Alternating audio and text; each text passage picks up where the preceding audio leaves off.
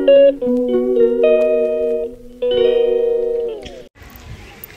hello everyone, good morning. So welcome back to my channel with another video. So আজকে ভিডিওটা এখন থেকে start করছি। এখন অলমোস্ট 1টার বেশি বাজে আর আজকের ব্লগটা এখন থেকে স্টার্ট করলাম। তাহলে চিন্তা করো। তো এখন থেকে তো ভেবেছি তোমাদের সঙ্গে আমি ঠিকঠাকভাবে ইউটিউবে ব্লগ দেব। তো দেখো এখন আমি সকালে ব্রেকফাস্ট রেডি করছি আর আমি রয়েছি কোথায় দেখতেই পাচ্ছ। হ্যাঁ, আমি রয়েছি আমার দিদি বাড়িতে। তো এবার আমি আমার জন্য কী ব্রেকফাস্ট বানাচ্ছি তোমাদেরকে দেখো।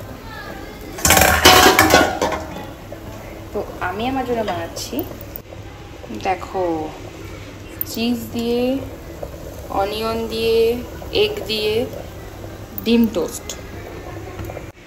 এটাকে অ্যাকচুয়ালি কী নাম দেবো নিজে জানি না, যে ডিম টোস্ট না হচ্ছে চিজ টোস্ট নাকি আই ডোন্ট নো, তোমরা একটা নাম দিয়ে দিও। তো এখন আমরা ব্রেকফাস্ট করছি 1টার সময়। তো বাবানের ব্রেকফাস্ট অলরেডি ডান অ্যান্ড বাবানকে লাঞ্চ করিয়ে নিয়ে আমরা বেরোবো। কোথায় যাই না যাই সব কিছু তোমাদের সঙ্গে শেয়ার করবো।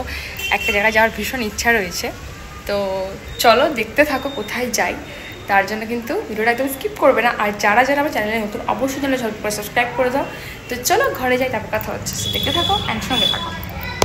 তো মা আবার ডিম টোস্ট খেতে খুব একটা পছন্দ করে না, তাই জন্য মা এদিকে খাচ্ছে আম দিয়ে মুড়ি। আর বাবান তো মাকে আম খেতেই দিচ্ছিল না, সমস্ত আম কালেক্ট করে দেখো নিজের কাছে রেখে দিয়েছি। আর এদিকে ঘন্টু, গোলু আর বাবান এক জায়গায় হয়ে সকলের মাথা তো খারাপ করে দিয়েছে। সারা দিন বাড়িটাকে মাছের বাজার বানিয়ে রেখেছিল। তো উঠতে যেহেতু ঘুম থেকে অনেকটা লেট হয়ে যায়, তাই জন্য কোনো রকম একটু ব্রেকফাস্ট করে ভেবেছিলাম লাঞ্চটা বাইরে গিয়ে করব, কারণ এখন বাড়িতে রান্না বান্না করতে গেলে অনেকটাই বেশি সময় লেগে যায়। আর এদিকে আমরা এসেছি শুনে বড় মাও আসবে, তো বড় মায়ের রাস্তাতেই আছে। বড় মা মোটামুটি ব্যারাকপুর এসে পৌঁছলেই আমরাও বাড়ি থেকে রেডি হয়ে বেরিয়ে পড়বো ঘোরার উদ্দেশ্যে। শুধু যে বাইরে গিয়ে লাঞ্চ করব এমনটা কিন্তু নয়, আজকে একটা সুন্দর জায়গায় যাব এবং সেখানে গিয়ে কিছু শপিংও করব, কারণ অনেকদিন ধরে সেই জায়গাটায় যাওয়ার ইচ্ছা ছিল। জানি অনেকে গেস করেই নিয়েছো, কারণ এটা কিন্তু রিসেন্ট ভীষণ ট্রেন্ডিং একটা শপিং মল। তোমরা কমেন্ট করে জানাই দেখি কারা কারা গেস করতে পেরেছো আগে থেকেই।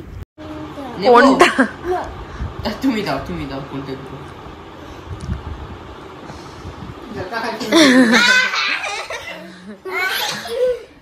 তো ওইদিকে তো তিন দুষ্টু খেলা করছিল আর এদিকে স্নান করতে যাব তার আগে দিদি একটু অয়েল ম্যাসাজ করে দিচ্ছিল, কারণ আমার প্রচন্ড হেডেকও হচ্ছিল আর চুলে একটু প্রবলেম হচ্ছিল। তো বললো এই অয়েলটা একটু ইউজ করে দেখ। আর বাবান দেখো দিদিকে ম্যাসাজ করতে দেখে ও কিন্তু আমাকে অনেকক্ষণই ম্যাসাজ করে দিয়েছে। আসলে বাচ্চারা বড়দের দেখেই কিন্তু সমস্ত কিছু শেখে। মাঝে মাঝে দুষ্টুমি করার জন্য প্রচন্ড রাগ হয় ঠিকই, কিন্তু এটুকু মনে হয় বাবান যখন বড় হবে অনেকটাই বুদ্ধিমান হবে।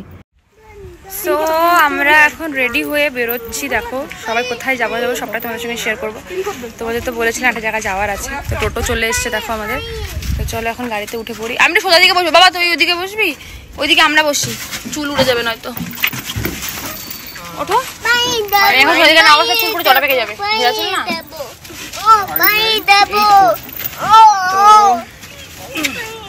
চলো এই যে সবাই উঠবো এখন।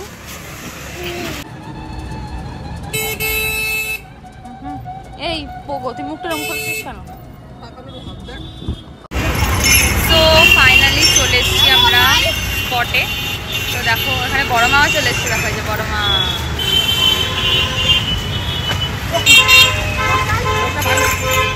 তো দেখো আমরা চলে এসেছি জুডিওতে।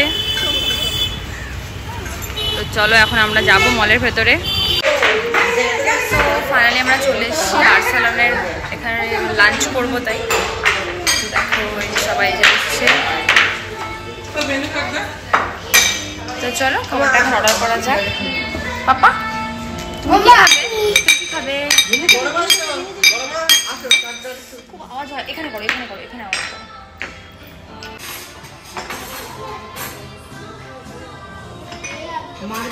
মারবে কিন্তু তখন কেউ ঠেকাতে পারবে না। দাঁড়া দেবো মা ভিডিও করে না, ওটা গাজর।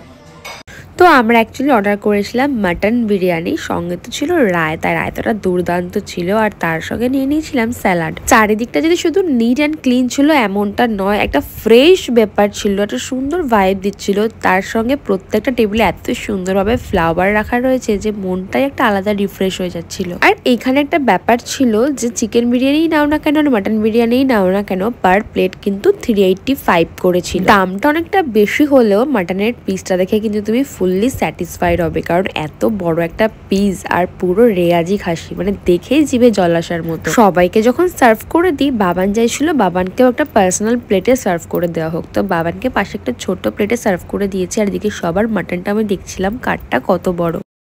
সো ফাইনালি আমাদের খাওয়া দাওয়া ডান। আর এখন এই যে চলো এখন যাবো হচ্ছে আসল ধামাকায়, মানে যার জন্য মেনলি আসা। লাঞ্চটা তো কমপ্লিট হলোই, তো চলো নিচে গিয়ে তারপর কথা বলছি। তোমরা আজকে করে দেখতে থাকো।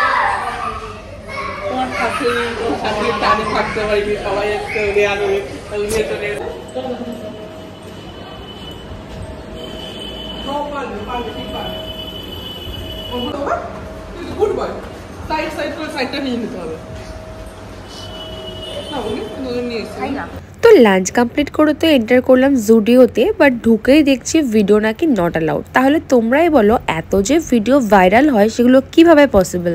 আজকাল এই শপিং মলগুলোর এত বাহানা যে দেখলে সত্যি প্রচন্ড রাগ হয়। তো তারপরে দেখো এক এক করে ড্রেস ট্রায়াল দিচ্ছিলাম। তোমরা কিন্তু কমেন্ট বক্সে অবশ্যই জানিও যে কোন ড্রেসটা তোমাদের সব থেকে ভালো লেগেছে। তো এখানে ড্রেসের হাইয়েস্ট প্রাইস হচ্ছে 999, আর এখানে যে কটা ড্রেস আমি ট্রায়াল দিয়েছিলাম প্রত্যেকটা ড্রেস অ্যান্ড জিন্সও কিন্তু 999 প্রাইসের মধ্যেই ছিল। কি শপিং করলাম সেটা নেক্সট ব্লগে অবশ্যই ভালোভাবে শেয়ার করব, কারণ এই ব্লগে ভীষণ তাড়াহুড়ো করে আমরা চলে এসেছিলাম শপিং করে। বাবান তো প্রচন্ড টায়ার্ড হয়ে গেছিল, দিকে ঘুমিয়েও পড়েছে। দেখো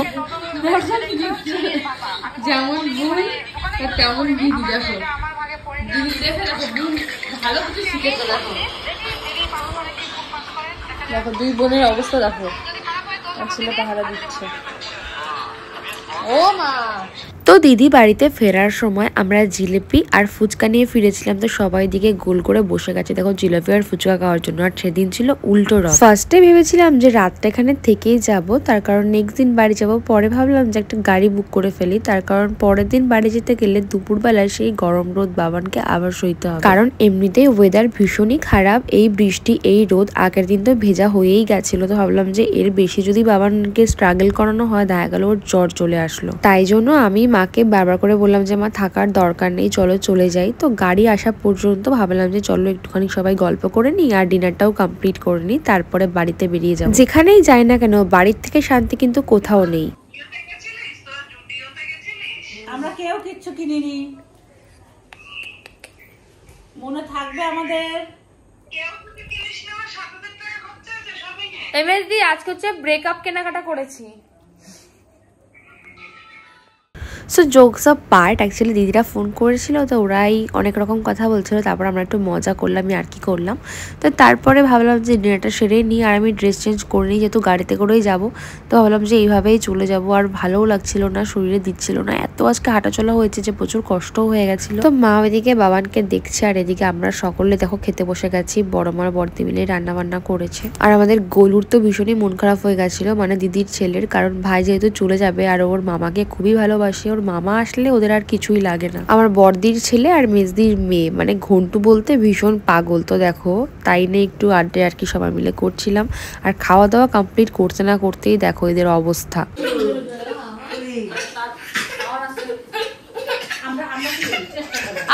কথা একদম শোনে না, এত অবাধ্য হয়ে গেছে। বাবান কি বলবো, দেখো একদম কথা। বাবা এই ওটা নিয়েছো কেন? তোমাকে বারণ করছে না সবাই? বদ্দি এখানে বসে দেখো বড় মা আজকে ঘুম হয়নি।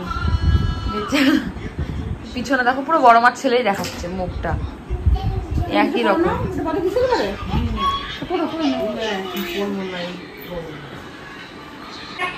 তো আমরা এখন যাবো বাড়িতে। এই যে রেডি হয়ে নিয়েছি,